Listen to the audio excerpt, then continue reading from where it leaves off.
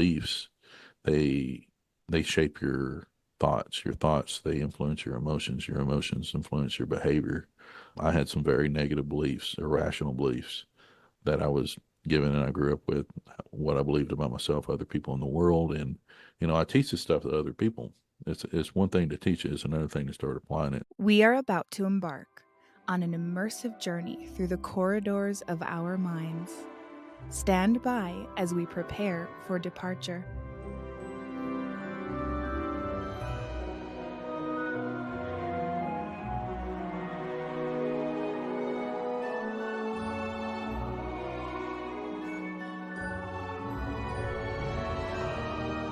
Welcome aboard, everyone, to the Productivity with Peace of Mind podcast adventure. Our journey will begin in just a moment. Inhale deeply and exhale. Our voyage takes us on a captivating tour, diving deep into the intricate layers of our thoughts and imagination. Brace yourselves for the complexities of our evolution. For a safe and enjoyable journey, stay seated. Secure your helmet and protective goggles, and keep hands, feet, and legs inside while the ride is moving. Now relax and enjoy.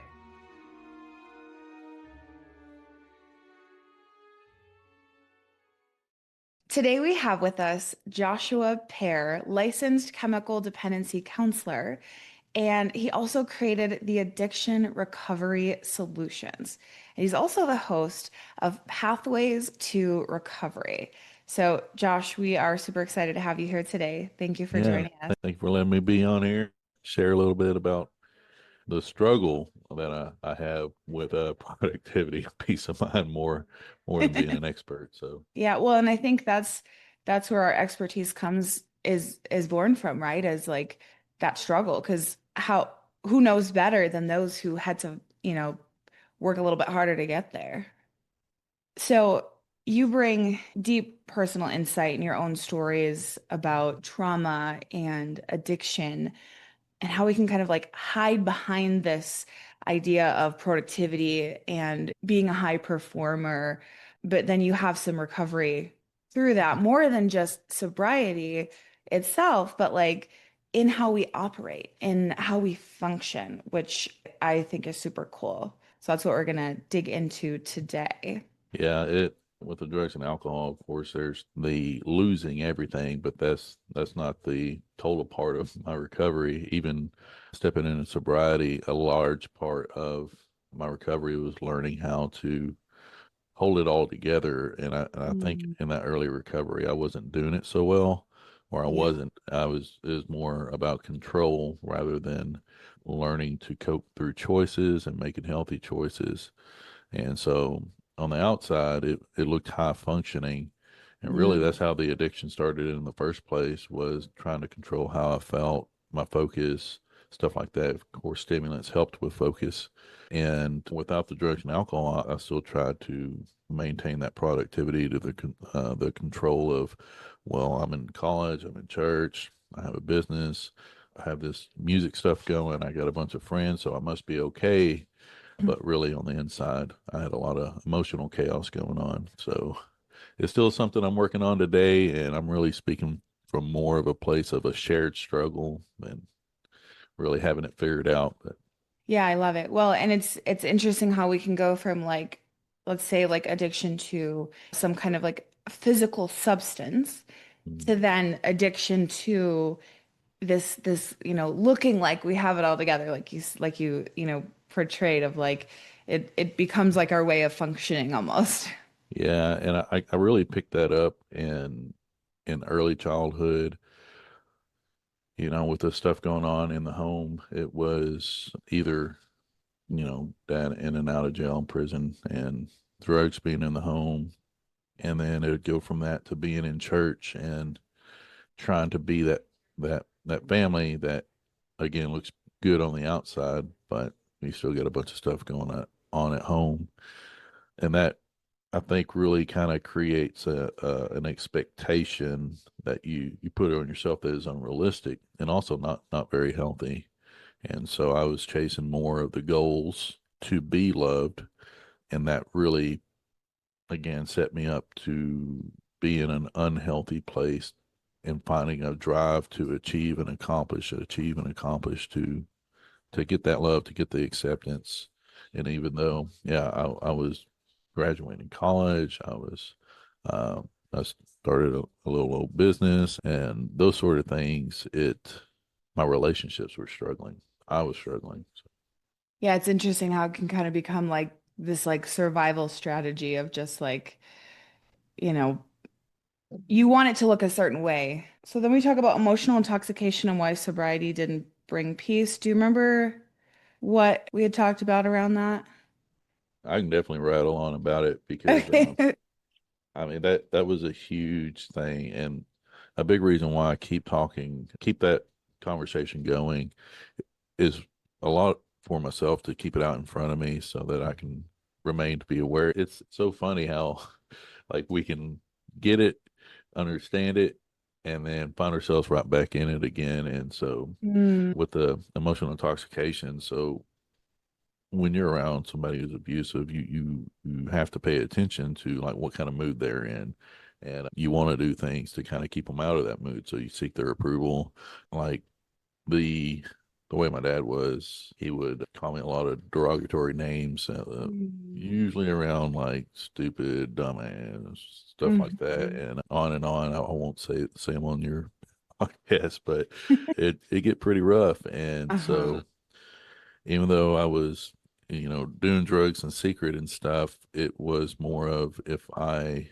had a job, if I was making some sort of money, or if he was a musician, so me being a musician, as long as I had the music stuff going, he would be proud and he'd be less abusive. So it wasn't just about making him proud; it was more about keeping out of the way of his Mhm. fist.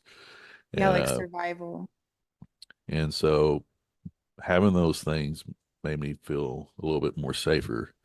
But what would happen is, later on I'd get married, and even all my relationships prior to then, it was very quick and over with.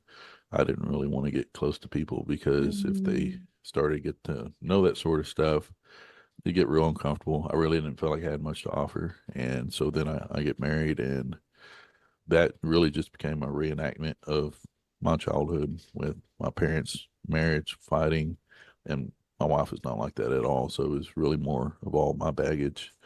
And I ended up going to counseling. And this is kind of where I got introduced to Adult Children of Alcoholics Anonymous and learning more about the other stuff, right? I was off the drugs, but I had all this other stuff that I didn't understand where it was coming from. And so that helped me address those underlying issues with the perfectionism, the fear of authority, fear of abandonment, fear of rejection type stuff that would be so strong. I would rather push people away and end things than to work through them. When I'm talking about emotional intoxication, that's where that's coming from. So as long as I'm doing all this stuff, everything should be good. But that's really not how relationships work.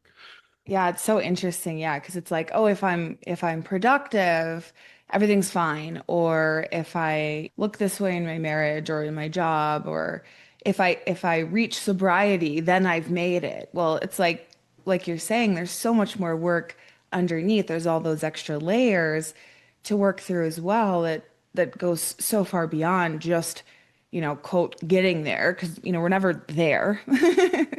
Failure, like failing at things, is was really like throwing me off. And so several areas, like either, especially at work, if I feel like I failed, like my immediate mind would be going to, I'd lose my job. One of the things that people gave me a hard time for, I was in that sober living for 8 years, Hmm. and I never unpacked my bags. Like I always had a trash bag, and I would fold my clothes, I'd put them in there, but it was just like I was always ready to, like for things to fall apart, leave. And my wife, she made me unpack my stuff and put it in the drawers, and that was a big thing that Mm. was being used to. I'm not going anywhere. Like this isn't going to fall apart. And we've been married for 7 years, going on 8, and I got to give her a lot of credit in Mm. helping me feel at home rather than just having a place to sleep. But Oh. and then in the relationship, like if you know.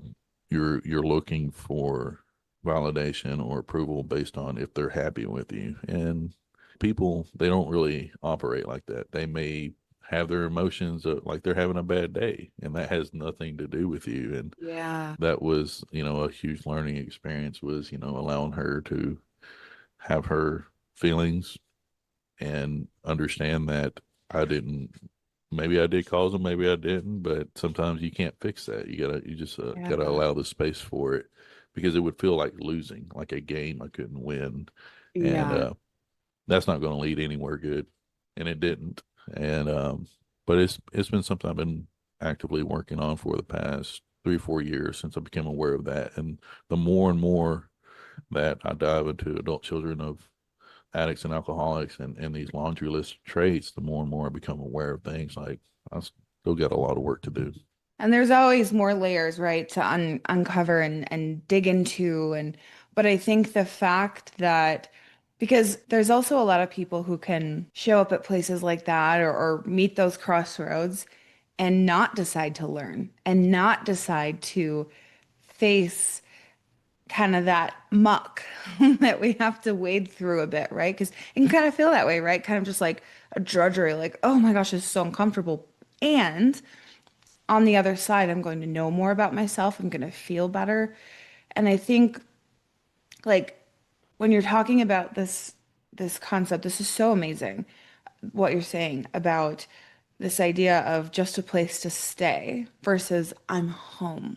Oh my gosh, like that, like you can viscerally feel the difference, right? And even just saying that, those two things. And it can feel kind of like, your identity or your safety might start to unravel when we let go of this, like whether it's high performing or hypervigilance or whatever it is we're doing that we think that's protecting us.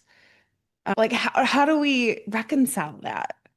That's still something I'm working on today. And how you described it, like the muck, the drudgery. It used to be like blowing up and everything falling to pieces, and Yeah. then leaving the situation or trying to escape, because that was the pattern I was stuck in before. And like today, it kind of that's, you described it, like that's what it feels like if I don't, stay aware of it, talking about it, working on it, consistently reevaluating every day. That's what it'll start to do. I'll start to, in emotional intoxication, I'll start to feel kind of like just slow, groggy, maybe a slight anxiousness, slight Hmm. kind of depression. And like, I'll ask myself, like, everything's like really good right now. Like, Yeah. marriage is going awesome, business is doing well, day job is going great, and our career is going great. And, you know, where is this coming from? And Hmm. it's very subtle today, but it does make a big difference to kind of sit down and go through the 12 steps again. Maybe that's, I need to redo my inventory. Maybe I need to Mm. admit some new stuff. Maybe I need to give some stuff back over to God that I haven't done in a while. And Mm. because, we can give it over, but that control wants us to take it back and like, well, I can do this. And it slowly, it's maintenance, like. And I think it's a daily thing that we have to do. Yeah.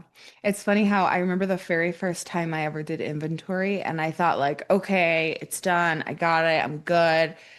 And then I Check was the like, boxes. yeah, I'm like, wait, I have to do this again and again and again. Like what? Like, why do I have to keep doing? I thought I was done with that. Also, like growing up in, and this is pretty common for anybody that's lived in a traumatic household, is you get addicted to the chaos, the excitement, Yes. something always going on. And it's it's like, because you have this expectation or this fear that it will play out this way, it's like the gravitational pull of the conversation goes in that. It's like, well, if your biggest fear is that they're going to leave you because of this and this, the things that you do based on that emotional fear kind of push it towards that. And although it not what you wanted, in a sense, to feel right, like, well, I was right. They were going to leave me. I knew they were. you get to be right. And there's a little bit of good feeling in that, but that's what's perpetuating that cycle also. Learning to be in a stillness, learning to be content, and learning to appreciate like peace of mind was new. Like, just the drugs, they made me feel numb. Like I didn't have a lot of emotion because I would stay either like really amped up, or I'd smoke a lot of weed and be quote unquote calm. The in betweens would be pretty high. I'd be withdrawn from one or the other and very frustrated because I didn't have it. But once I got it, everything was good. But that's not real peace. That's a artificial synthetic peace. And then when I stepped in sobriety, like real peace, I was very uncomfortable with. It was quiet. And so you don't have much to do but to sit there with yourself Yeah. and have all that going on. So what I do, I became productive again, trying to get my life back together. And, Mhm. over the years, uh, I became more aware that productivity was just avoidance being dressed as ambition. People tell me Mhm. all the time, like, "Oh, you're a boy wonder, you're a genius, you're all this," and I don't think a lot of them understand that where it's not coming from the best place. Sometimes it's more of that, and I have to ask myself, like, where is this coming from? Is this coming from a good place, or is this coming from a fear? Is this coming Mhm. from, low self-worth and trying to win love? So again, it may look good on the outside, but if it, if you don't work on what the emotional sobriety, I've also found that you won't make it very far. I feel that. Yeah. It's amazing how like those pieces intertwine. And I love what you said, like emotional sobriety is just as, for me, that's my ability to regulate. It's my ability to self-soothe. It's my ability to look in the mirror and recognize like all the things you're talking about. Like, oh, am I just doing this to be good enough? Am I doing this to achieve love? Like, or trying to earn love from somebody else so that I feel good enough? Like, that's giving from a deficit versus just pouring from a full cup. We were kind of talking before, and you said that you had a lot of things going on, not from being overwhelmed, but just a lot of good things. And Yeah. that was something else that was a struggle to deal with. Is I had just had a lot of good things going on, and to deal with that kind of stress Hmm. was new because I'm used to just the world falling apart, and this Yeah. is things coming together. It's a different type Yeah. of stress. And I remember, so I'm a prison counselor, and I was learning a lot of like coping skills, Hmm. mindfulness techniques. And one of the things I ran across was either running your hands under hot or cold water to shock your nervous system, because Hmm. that feeling of stress or anxiety, that overwhelmingness, is fight or flight. So even though it's all good things, your body recognizes it as stress and says, "Okay, I either need to fight or flight." And to kind of reset your nervous system, you run your hands under hot or cold water, which shocks it. I prefer like hot water. I don't like cold water. Yeah, me too. But, every once in a while I would sneak off to the restroom and just run my hands under hot water, and just I can just feel the stress almost just melt away. Mm. And doing that intentionally, knowing that it's a nervous system thing, that's something I always teach my clients, because it's people who are incarcerated a lot of times have experienced some sort of trauma, some sort of abuse, and sometimes are overreact in situations aggressively. That was something else I struggled with in my youth, of being aggressive and fighting and stuff like that. So it's been a really helpful tool in understanding how your body's reacting to stress, and to as you start building a business, or as you start building your career, you're going to have to build a resiliency to work through tough situations, to work through tough interpersonal interactions, and deal with the reactions from that in a healthy way. And that was not the lifestyle I came from, so I had to learn those tools in real time. And so, Oh, so amazing. And it's so inspiring. Like you've just done such good work. And I know you have a turning point that you reached. You received an assignment from a professor, which was kind of like an unexpected positive surprise for you. Do you want to tell us about that? Yeah, so she was awesome. Her name it was Miss Duckworth, and it's Miss Mulkey now. And I had her in, I think it was educational psychology, or maybe it was like New Testament, or it was a class, and she was like one of my favorite teachers. And then I had her for educational technology, and those were like my two favorite things, like education, technology. Miss Mulkey, this is going to be awesome. So I go in there, and she says, "Open up a laptop." And there was only about six or eight of us. We opened up our laptops. She said, "Go to Google, type something in." Go type it in. She asked, "Did it come up?" I'm like, "Yeah, I got all this stuff." She said, "Go to YouTube." So I go to YouTube, type it in. She said, "What came up?" And I said, "Well, I got this, I got this, I got that, all these instructional videos and how to's." And she said, "Okay, don't ask me another question for the rest of the semester. And because if you do, I'm going to ask you, have you Googled it? Have you YouTubed it? And if you haven't, I'm going to send you back to go Google it and YouTube it." And what I didn't expect was the emotional response I had from that. Like oh, I paid this much money for this class, and you're supposed to teach me, and uh, all these that internal dialogue just like kicked in. I wouldn't realize this till much later, but it really came from a place of the fear of abandonment, the fear of Yeah. rejection, all that sort of stuff that came in the childhood. And one instance is my mom left me in the parking lot, just left me. She said, "If you keep crying, I'm going to leave you," and she did. And that always stuck with me. And so that was the same feeling when she said that I had, which is nothing on her. I think it just exposed something. So, Hmm. anyways, I'm going through this class, and I run into a really hard question, and I want to email her, I want to call her, I want to text her, I want to get help. Yeah. I'm like, dang, she's going to tell me to Google it. So I got on Google. I'm like, well, let me YouTube it. And Yeah. every time I would find the answer. Yes. So throughout that whole semester, I never had to email her, never had to text her. And then I ran into some other stuff. My truck broke down. I was like, well, dang. So I got on YouTube. Well, I found the exact same model. It was even the same color, everything. And Wow. I fixed my truck about 11 times.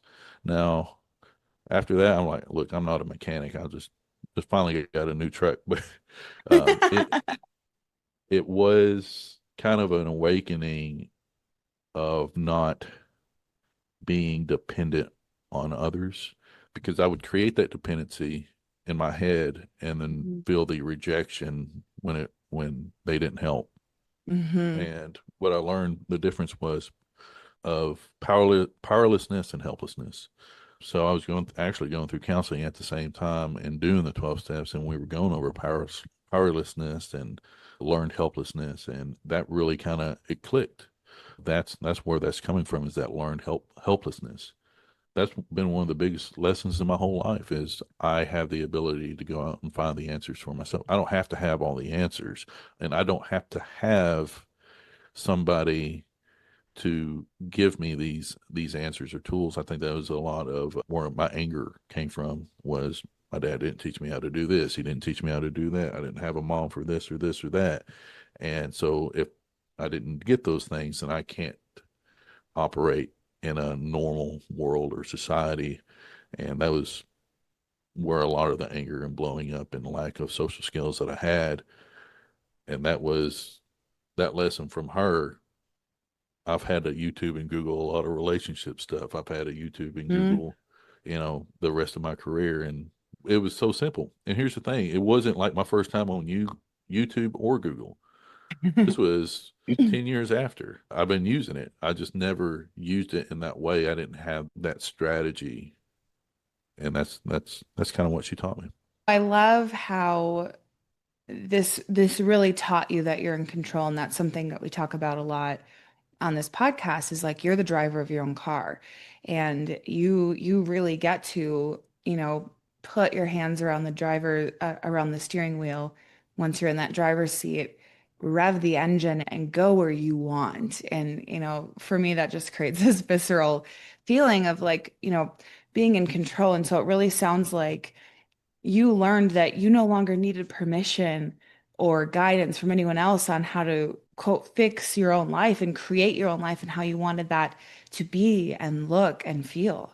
Yeah, all I had to do was YouTube and Google it. But That's so awesome. yeah, it's just there's so much resources. The way she kind of put it was, we used to have the Dewey Decimal System. You go to the library, you have to get on there, and now we just have a much more efficient way. We have information at our fingertips, and for everything, for all areas of our life. And like you said, permission.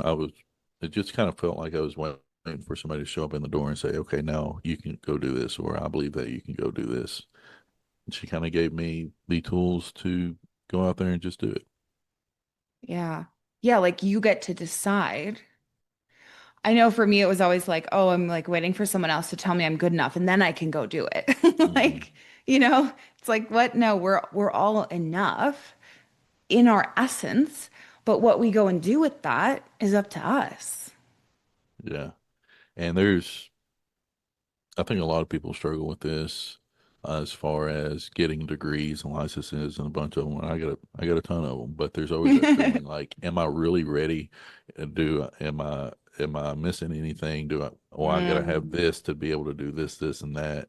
yeah. And now don't go out there and do anything without a license. But I think for people who have these kind of struggles, that the license also or the degrees don't necessarily give you everything you need to go out there and accomplish what you really are going to need the resilience, the determination, the belief in yourself to really bring that into fruition. And that was becoming an entrepreneur. That was a different step for me.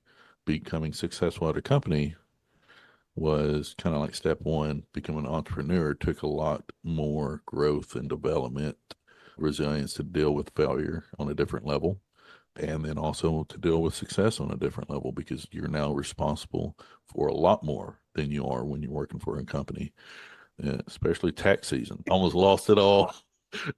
All my work went down the drain. No, Yeah. I mean, but It feels that way, right? it was overwhelming. Yeah.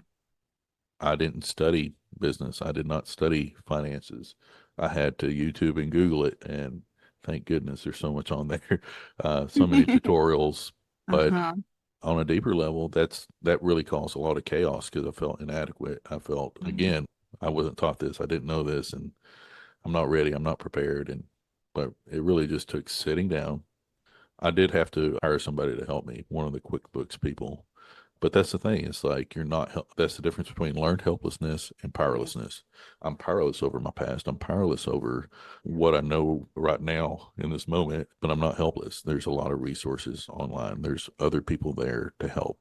If you get trapped in that learned helplessness, well, I didn't have this and I didn't have that, and they didn't do this and they didn't do that, you get stuck. And it kind of just takes a minute to step back and say, well, there's a lot of help out there. There's a lot of resources. What do I want to go with? How are we going to accomplish this? And so in building that business or in my day-to-day career with these large projects, to be able to pull it all together, you can't get trapped in that mindset of that. You got to ask for help. You got to ask questions. And it can be uncomfortable. So uncomfortable. Like to this day, people still will tell like I think I've like gotten it or like figured it out. And then they're like, you can ask for help, right? I can't remember. I was visiting my parents recently and I don't know what I was struggling with, but I was like really struggling with something. I don't know if I was like lifting a really heavy suitcase or trying to carry something through something to that nature. And my dad's like, you can ask for help, right? And I was like, what? Oh, yeah. Can you help me? Like, so I still to this day forget and struggle with, it's okay. It's okay to use those resources. And I think there's some kind of disconnect between like, at least for me, like I'm like, okay, I can Google it, I can, YouTube it, research it, I can figure it out on my own, But as soon as I have to like, if I'm coming to you, Josh, and I'm like, hey, Josh, can you help me like lift this really heavy suitcase? That feels harder for some reason than like Googling how to do something. Like, but Yeah. they're both okay. Yeah. And it can almost kind of feel like defeat or a loss in a Yeah. way of Uh-huh. I should be, or I should be able to do this, those should statements or could statements. Uh-huh. But when you're looking for long-term achievement, nobody really gets there on their own. Somebody had to open the door. Somebody had to help them along the way, or give them chance, or give them grace on a mistake they made. And I spent a lot of time listening to motivational podcasts, and at first kind of felt awkward. Yeah. I'm sure pulling up next to somebody in my truck and they could hear just the talking instead of music was a little bit weird, but knowing what I know about cognitive behavioral therapy, your beliefs, they they shape your thoughts. Your thoughts, they influence your emotions influence your behavior. I had some very negative beliefs, irrational beliefs that I was given and I grew up with, what I believed about myself, other people in the world. And, I teach this stuff to other people. It's one thing to teach it, it's another thing to start applying it. So Yeah. I started listening to these podcasts, trying to get some new dialogue going in my head. And it really did. It started shaping the way that I thought. And so when I would run into situations, I would think differently about them because I thought differently about them. I felt differently. And because of that, I reacted differently, or Mm. responded differently, rather. So something I've been, in my personal life, I've been trying to learn how to cook more and better, and my wife loves it. Dogs love it because they get a little extra. But rather than, you know, trying to use the career, the job, and everything to have just approval, using that as a means to build a financial security so that I can be more present at home and not have to worry about that falling apart. It's more about being really productive and building a life that I don't have to try to escape from. It's not a Mm. fear. It's something that I want to be in and be more present in and build in the way that I'm able to contribute. And it just looks a little different rather than trying to have a bunch of awards or something. I'm trying to learn how to cook more different types of meals. Yeah, it's like instead of trying to get those like gold stars, like, in kindergarten when the teacher puts it up in the wall and you're like, oh, okay, I'm good enough. You're actually just learning how to feel into your life and to feel good and find what really actually truly works for you, which is what I call like true productivity, right? Like if it doesn't feel good, it's not productive in my opinion. And if we don't have, that peace of mind part of it, there's literally no point. What would you say to somebody that's like, the slang I think is the grind, but sometimes it really feels like it's grinding? What would you say to somebody that's stuck in that? Yeah, I know, right? And I've been there so much of my life. Actually, I had a friend the other day tell me, I was like, I'm doing this and I'm doing this, I'm doing this. And he's like, you're a hustler. Like, I'm like, yeah, but I love what I'm doing. And I think Mhm. so. I actually have an episode where I talk about this, but there's something that I used to teach years ago when I was a yoga teacher called, I coined it effortless intention. Right. And so, like, I don't know if you've ever like practiced yoga or seen yoga, if your wife does it. She does. I had a feeling. So, when you're doing the different poses, like your hands are doing, like your arms are in different positions, right? So, like, I focus on the hands. And so, if you see all, like, when you teach a class, you see all kinds of different things. There's like people, like, there's hands like this, where they're just like loose and floppy and their fingers are everywhere. And then there's like really like rigid and like like pushing and pressing and like they're really trying to do something. But really that goal, that effortless intention for me is that in between. And so it's like, your fingers are together, but they're not pressed together. They're kind of relaxed, but so the positioning is intentional, but it's also effortless. And so when I take people through that exercise, I have them actually like take their fists and like go as tight as you can and gripping, gripping, gripping. And to me, that's grind. That's the grind. Like, that's like when I feel that way in my body when I'm working through something, I know I need to stop. and I need to slow down and I need to check in with myself to make sure that, kind of to what you were talking about earlier, is like, why am I doing this? What place am I coming from? Am I coming from lack and needing something from someone else to make me feel good enough? Or am I coming from a full cup and just giving? And so you can absolutely have a full calendar, like we talked about, like, like that fullness of having so many good things going on in it. They feel really good, but that still is can feel like pressure.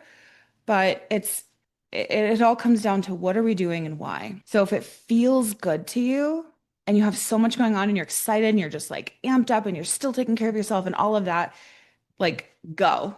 Like if you call that grind, do it, right? Go hustle and like in a way that feels so good to you.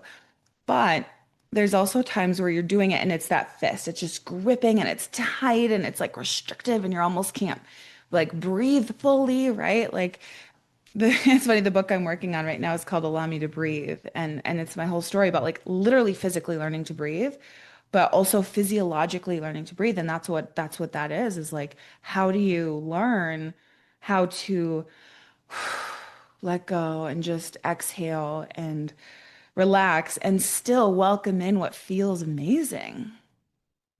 Oh yeah, I find myself a lot of times just getting so caught up in what I'm trying to accomplish, that I will forget to breathe and forget to go use the restroom and forget to Yep. eat and that is something that over the years, especially working in a prison, because if you're not conscious of what you're about to do and Yeah. take care of yourself before, you're going to get somewhere and the door's not going to roll, or a security issue is going to happen. You're going to be stuck, and you Mhm.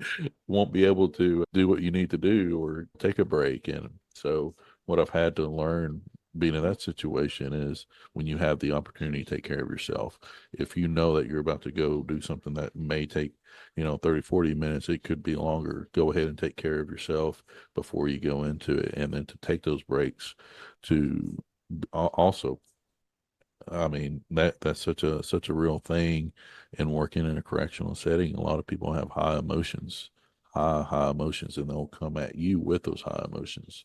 And then as a therapist, you have to deal with that in a professional way. Well, when somebody comes at you with some high emotions, what does your body want to do? It wants to jump up there with it. Hmm. And so part of the self care was I would take care of myself so I wouldn't be already anxious because I was hungry or because I had to use a restroom or because of whatever reason. I would be in that situation. Somebody would come at me with high emotions, and I'd have to watch my breathing. I'd have to watch my emotions. I'd have to watch that, be much more self aware, and then use emotional regulation. But going back to this building of your career, building of a new business, and going through that, it taught me to be more self-aware and regulate my emotions, because if you don't, the blow up happens or the shutdown happens or the avoidance starts to kick in, and those are long-term strategies that you have to use to be able to get to your long-term goal. Oh yeah, for sure. Yeah, you're like literally like planting in your brain like what you need to go into those situations because I can only imagine how high stress those can become. Like it's all calm and great until it's not, right? It can get real serious real quick. Yeah. But there's a lot to learn. There's a lot to learn also with boundaries and communication and expectations as you're working through. I learned a lot of how to do that in the prisons with clients who are residents there, and then bring that out to my relationships on the outside of, and Mm, not in a stern way, but just the yeah. communication of what's really going on. Yeah. Um, and also learning that sometimes other people's high emotions again have nothing to do with you, and what they say and Yeah. do has nothing to do with you. And I think a lot of times when we personalize that, that's where we can get in a jam. And so working through trying to build a business, build relationships with clients or vendors and stuff like that, those are people too. So, and it was a huge learning experience and being able to say, okay, this is what you can expect from me. This is what I would like to see from you. And if that doesn't happen, these are the steps we'll need to take, kind of like a social contract. Oh, that's so cool. I like the idea of a social contract. And it sounds like they were some of your greatest teachers, or they Yeah. are. Sorry, not were, Oh, yeah. are. Yeah. Yeah. It was funny. I teach anger management and or one of the classes. And they said, Mr. Perry, you're one of the best anger management teachers. We really try everything we can to get you to like blow up, and you won't. But your temple it twitches. I'm like, yep, yep. And you see this gray hair? That's y'all. So, I absolutely love that population. Very difficult, but also I can relate a lot to them in a lot of Yeah, different ways. yeah, They don't know that, I don't really yeah. talk, but I understand a lot of where their anger comes from, their anxiety, the lack of social skills, and Mm. it's wonderful to get to watch them grow in that way, and kind of forewarn them about the perfectionism. Like when you have somebody that's failed over and over and over, like myself and them, and then success is actually a huge trigger to go and use drugs and alcohol because one, you're afraid of losing everything. And then, like we were discussing earlier, the stress, even though it's all good things, it's still a lot of stress. The expectations. All right. Say you got this job, this career, and then you have this boss who expects you to be there every day, to expects you to perform, or you have those are all triggers. And so for somebody who is trying to be productive, and maintain peace throughout, that's where I think you have a really important mission. I think you have an important message that people in recovery need to be aware of is just because you look good on the outside and doing what you love, are you okay? So that's just so amazing, like, what you're talking about and everything you're sharing. And I'm just curious, like, for anyone listening, could you speak directly to them whether, like, they have an addiction to something or not? I mean, we all have addiction to something, right? But like some type of substance addiction or not. If they're feeling that emotional intoxication, what would you say to them? Like, how do they start moving toward peace, even though it feels scary? I think a lot of it is becoming self-aware. There are a lot of different approaches out there. You have Mhm. mindfulness. Sometimes that is like what you mentioned, yoga. There's mindfulness yoga. There's journaling. A lot of different exercises and coaches that provide that. You provide some coaching with that as well. And then there's different therapy approaches. You have dialectical behavior theory that really dives into emotional regulation and self-awareness. Other approaches like cognitive behavioral therapy looks at thinking behavior, Hmm. how they influence each other, becoming more aware of the thoughts and behaviors that you do. If you have some past trauma or some stuff in your past, you have rational emotive behavior therapy that looks at the past and how it shapes your beliefs and how those beliefs shapes your thinking, emotions, and behavior. That's one of my favorites, just because that's what was used with me. I found it to be very helpful. You have all different types of 12 steps. ACA 12 steps is you don't necessarily have to have a drug or alcohol addiction, but if you've gone through a dysfunctional family or abusive relationship, that's one of the most helpful resources I've been given outside of just drugs and alcohol recovery for the other deeper stuff. I felt like it was a language that I didn't know how to put a lot of stuff into words. What I experienced, what Hmm. I was feeling, why I did what I did. I didn't understand it, and I also felt very weird and different. And that experience of reading through the 12 steps, also it includes a lot of people's experiences, personal experiences in there. Gave me someone to relate to. It also made me not feel alone or not Hmm. uh, broken or messed up and hopeless. That there is a way out of this. There is a way to take this and make it meaningful. What else? Counseling. Counseling is, I think, it's kind of what got me moving in the right direction. having somebody who is experienced with trauma, experienced with negative thinking or irrational beliefs or emotional burnout and all these sorts of things, just having somebody to talk to. Yeah, it's so important. It's and I just want to highlight one of the things you said too is like we're not alone. No matter how alone we feel or how weird or different we think we are, we're never alone. Not true, not truly, not fully. Yeah, and not being afraid to be wrong, make a mistake, not have it all together, and accept and understand that that's what makes you human, that Hmm. you can have peace. I used to really think that not having a mess meant peace, but Hmm. that's not how it that's not true peace.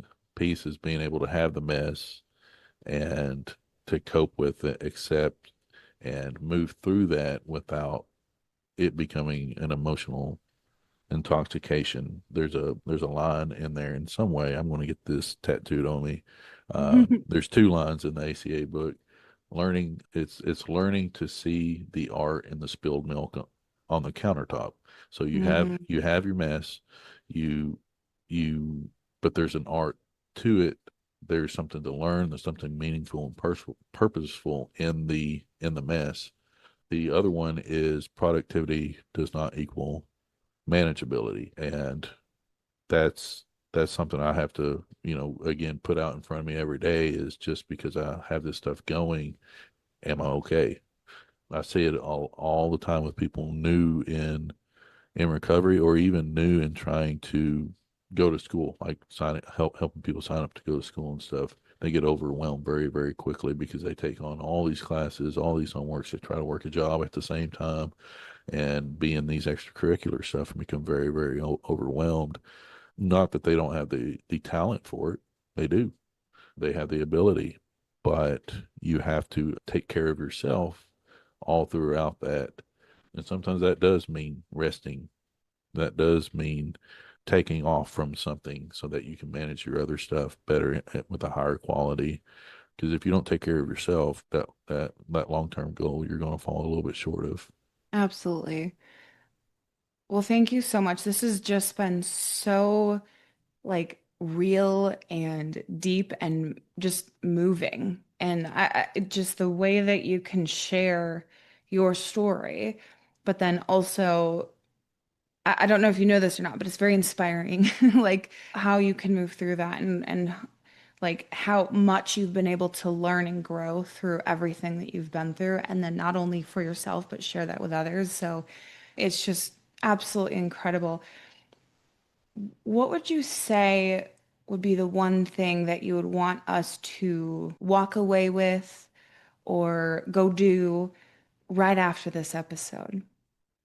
I really like people to look through the 14 traits, the laundry list of ACA, Mm, especially if you've grown up in any sort of dysfunctional family or abusive home, whether drugs or alcohol was a part of it or not, and just see if it steps on your toes, see if you can, if anything resonates with you, and if it does, take a look at it. Take a look at the yellow book or the red book. It was again, it's one of the biggest gifts that was ever given to me. And when I first looked at it, I was like, no, this isn't for me. But uh, the more I read into it, it really helped bring a lot of some of the inner work needed to be productive in a more healthier way. that's amazing. Yeah, I love the call out that you were like, yeah, when I first saw it, I didn't think it was for me either.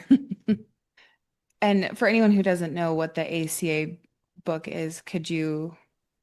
Yes, I think it's adult children. Yeah, adultchildren.org. We'll take you to the website. They have all their books on there. They have the laundry list. You can look at that. A lot of the resources are free. If you go to the resources, they got a lot of stuff that's free. They have the laundry list that's free. You can look through all their PDFs and see if you're interested in it. See if it resonates with you. Amazing. And we'll link that below too. And if they want to, follow you, Josh, and your journey, where can they find you? I have a website. It's addictionrecoverysolutions.org. We provide evaluations, counseling, online courses, and then also drug testing as well. Well, thank you so much for being here with us today. Thank you for sharing so openly and so in such an empowering way, and handing that ownership back to us for our own lives on how we can learn from your journey and learn how to take control and start curating the lives that we want as well. Thank you, Lindsay. Thank you for braving the inside of your mind with me. The better we understand ourselves, the more deeply we understand the world, and as our awareness grows, life just gets better and better. If you've enjoyed this episode, please take a moment to leave a review and share this with anyone else you think could benefit from listening. A quick reminder that the content shared in this podcast is for informational purposes only. I am not a licensed therapist, and the discussions here are not a substitute for professional advice. If you're dealing with a specific issue or need personalized guidance, please consult with a qualified professional. Your well-being is important, and this podcast is simply a platform for sharing insights and experiences. I appreciate you spending this time with me. Until next time.